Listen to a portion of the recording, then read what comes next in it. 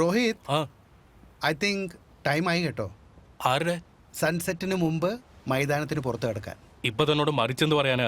ഞാൻ വേറെ ഒരിടത്തും പോണില്ല മൈതാനം വിട്ട്. അയ്യേ, ഞാൻ തന്റെ കാര്യമല്ല പറയുന്നത്, ഞാൻ എന്റെ കാര്യമാണ് പറയുന്നത്. ഒപ്പം മ്യൂച്വൽ ഫണ്ട്സിന്റെ മൈതാനത്തിന്റെയും. എന്തിന്? അതിനിപ്പോ എന്തുണ്ടായി? ഒന്നും ഉണ്ടായില്ല.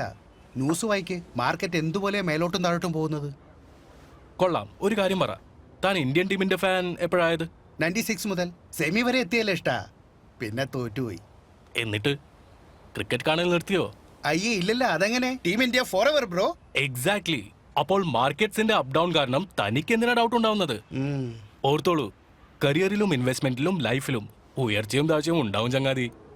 അതുള്ളതാണ്. എന്റെ അനിയ, ഉറച്ചു നിൽക്ക്. അപ്പോഴേ സ്വപ്നങ്ങൾ സഫലമാക്കാൻ കഴിയൂ. ശരിയാണ്. ലൈഫിലും മ്യൂച്വൽ ഫണ്ട്സിലും ലോങ് ടേം ആലോചിക്കുന്നത് ശരിയാണ്. ശരിയാണ്.